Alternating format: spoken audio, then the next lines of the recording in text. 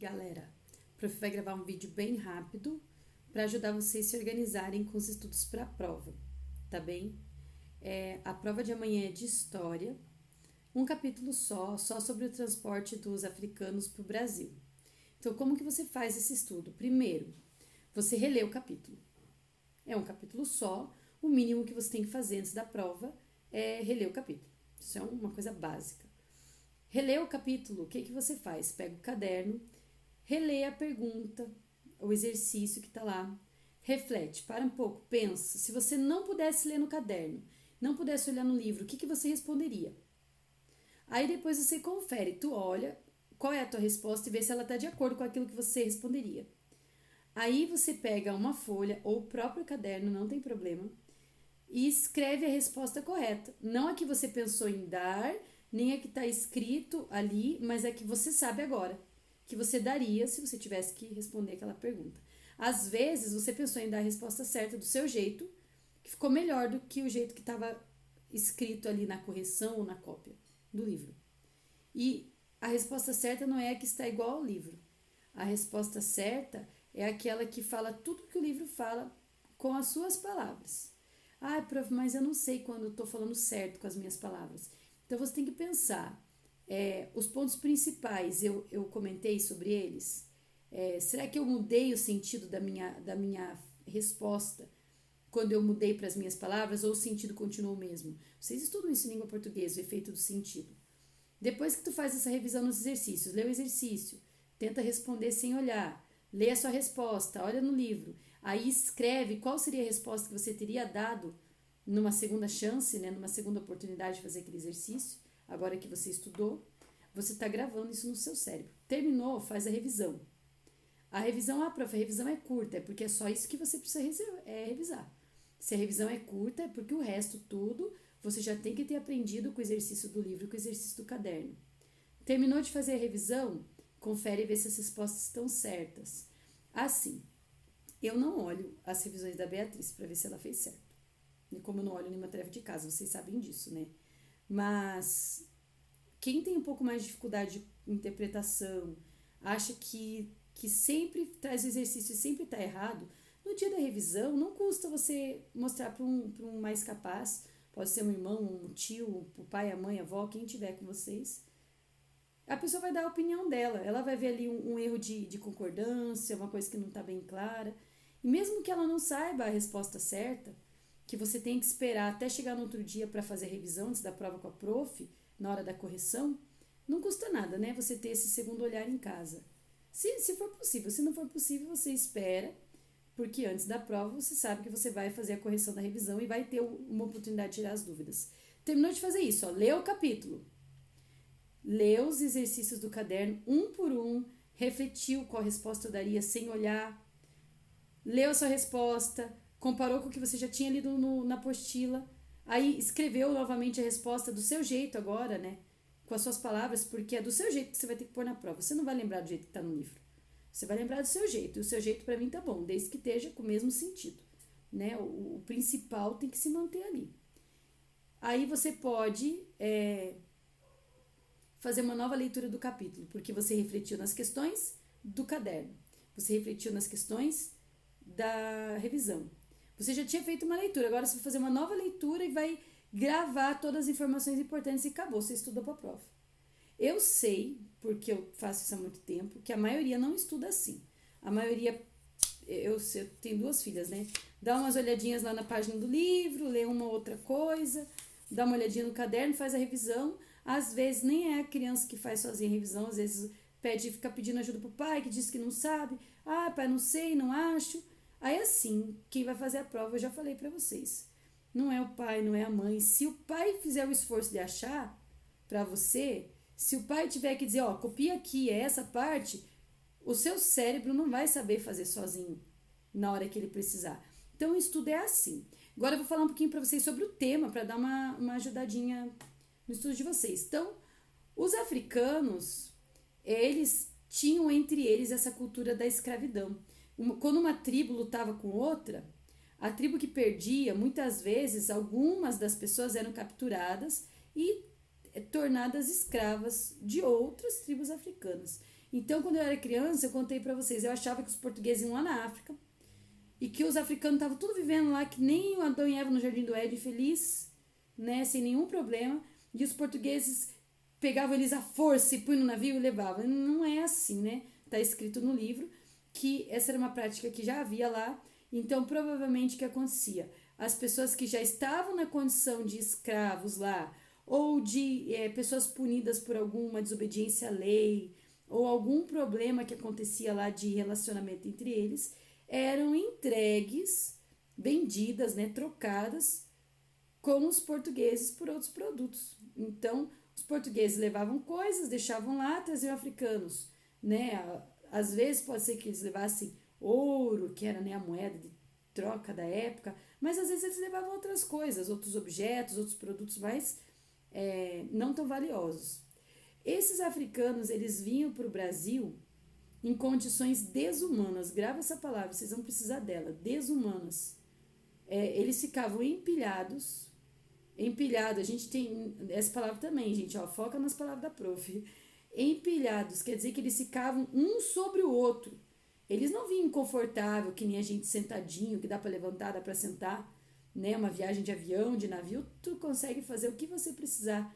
Eles não, eles ficavam ali empilhados um sobre o outro, quase não se movimentavam durante os 2 meses de viagem. Então isso deixava eles com o corpo fraco, doente. Eles não tinham um lugar para ir fazer as necessidades, tipo um banheiro.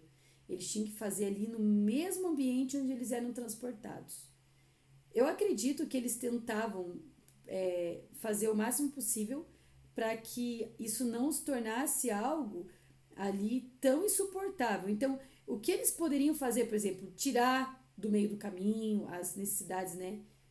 Eu acho que eles deveriam fazer, porque eles, afinal de contas, são seres humanos racionais como nós. Mas assim, não tinham acesso a como lavar o chão, como lavar a mão, não tinham condições de jogar aqueles excrementos, mesmo que eles colocassem outro em uma parte, né, no cantinho, não tinha como tirar dali e jogar para fora, porque eles não tinham como sair da parte onde eles ficavam, que era uma parte de baixo, né, do convés do navio. Então, a gente sabe que tinha muita sujeira, o cheiro era muito insuportável, né? Não tinha comida suficiente para todos. Bem importante isso, gente, vocês lembrarem. A comida, muitas vezes, ela era jogada por buracos lá dentro e caía no chão. O mesmo chão que ia o xixi, que ia o cocô, caía a comida. Aí as pessoas, elas comiam aquela comida que elas catavam do chão, que dividiam, e provavelmente não era uma divisão justa, porque com a fome, com o desespero, uns pegavam, às vezes outros não, uns comiam mais, outros menos, e tudo isso colaborava para eles ficarem muito doentes. Por isso que os navios negreiros também eram chamados de tumbeiros, porque tumba significa sepulcro, né?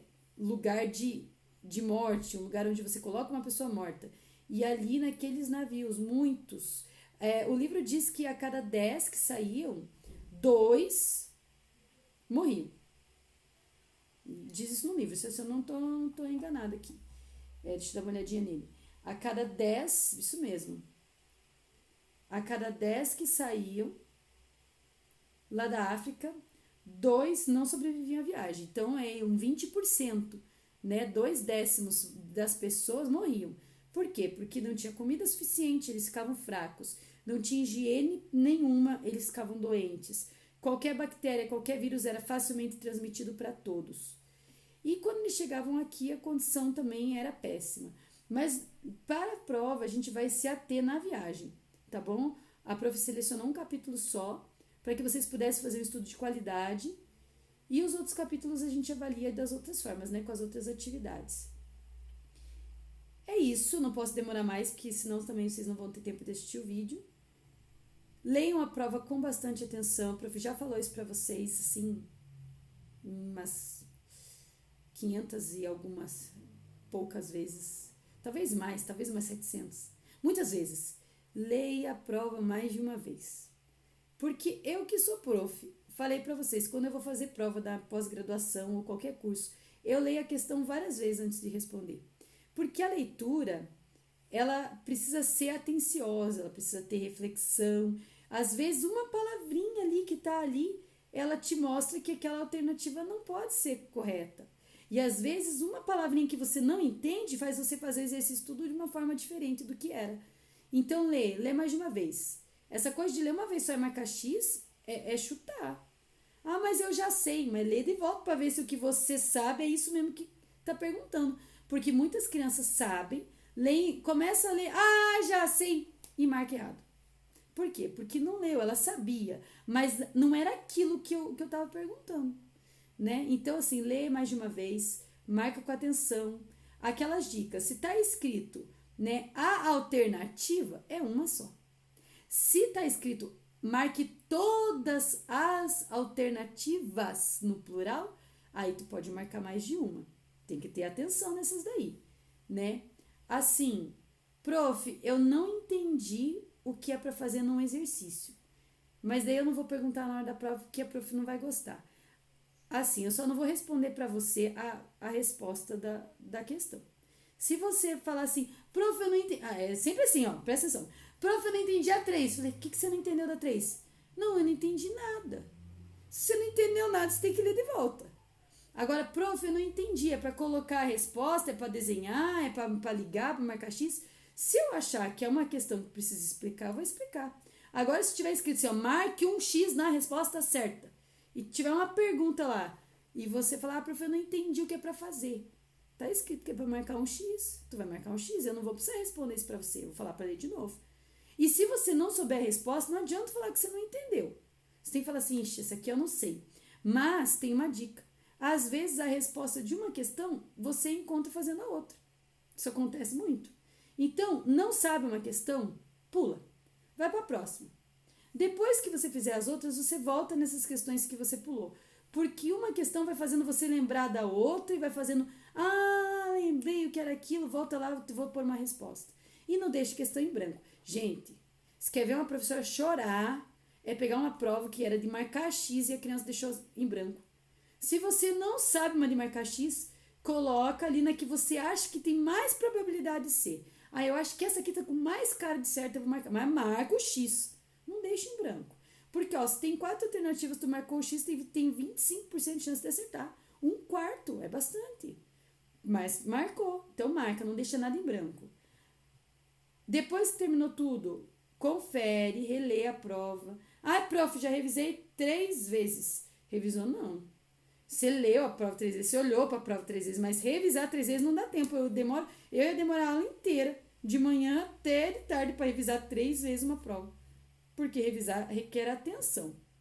Terminou a prova? Lê o texto de novo. Às vezes tinha uma coisa lá no texto que você não viu. Vi, vou lá mexer. Vira e mexe, você sabe assim, prof, eu revisei, eu vi que eu tinha errado, eu arrumei. Então, tem que fazer isso daí. Até porque tem bastante tempo que é para isso, né? Revisa a prova de novo com atenção. Vê se você usou letra maiúscula, ponto final, se dá para entender o que você escreveu. Porque isso é muito importante também. Eu não posso corrigir uma coisa que eu não entendi, né? Por mais que a professora tenha o dom, né, de línguas e de letras, de entender tudo que está escrito, mesmo que esteja escrito errado, a professora não deve considerar uma coisa que está escrito de uma forma ilegível ou incompreensível. Então, vê se tá dando para entender a tua letrinha. Cortou o T, botou pinguinho no I, capricho. E assim, pessoal, vai dar tudo certo. Vocês não se preocupem que vai dar tudo certo. A gente vai tirar todas as dúvidas antes da aula, corrigir a revisão. Prof, eu fiquei com dúvida nesse, não sabia. Prof, olha, eu fui estudar lá aquela questão 3 lá do dia 11, lembra? Eu não sabia, não entendi. A prof tira a dúvida. Mas tira a dúvida antes da prova, porque na hora da prova vai ficar difícil de tirar a dúvida, né, pessoal? Não dá, né? Não é justo, não é ético. Então é isso. Um beijo pra vocês. Tomara que todo mundo veja o vídeo. E tchau. Até a próxima.